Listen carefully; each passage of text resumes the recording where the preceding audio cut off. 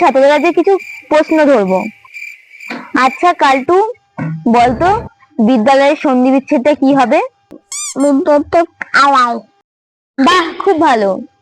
আচ্ছা পল্টু, বলতো পৃথিবী যে পাই পাই করে ঘুরছে তা আমরা বুঝতে পারি না কেন? ম্যাডাম, আমরা নেশা টেশা করি না, তাই জন্য আমরা বুঝতে পারি না।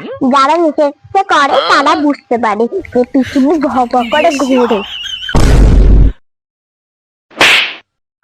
আচ্ছা রানু, বলতো সন্ধি বিচ্ছেদ কাকে বলে? এটা তো খুবই সহজ ম্যাডাম।